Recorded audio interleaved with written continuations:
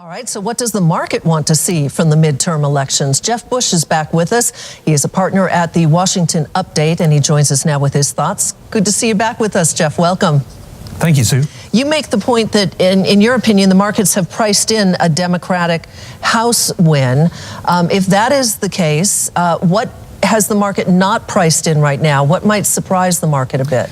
Well, I think there are two potential surprises. One, that the Republicans would actually maintain control of the House, and I think we'd see an immediate relief rally. But at some point, the market's going to remember that there are some systemic issues that we have to deal with. Rising interest rates, the tariff discussion, trade wars, and the like, which will tamp that rally down a little bit. Clearly, the economy's in good shape, Jeff. Unemployment, growth, you name it. Does that resonate with voters right now, in your view? In other words, does the president have coattails that will extend into the House and Senate campaigns this season? Where the coattails exist, I think they exist very long coattails. The problem is those coattails are not universally across the country, which is very common for a president in his first midterm election.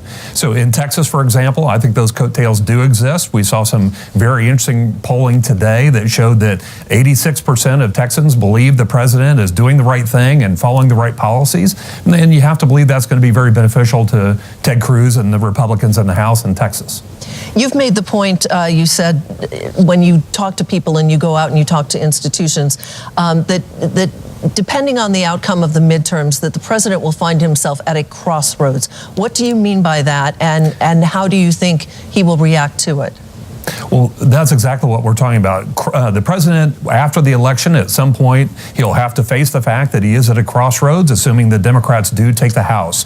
And I think he has a choice at that point. He can double down on the Republican all-base strategy that he's used over the last 2 years, or he could pivot to a 1996 Bill Clinton-esque type of return and to try to get something done.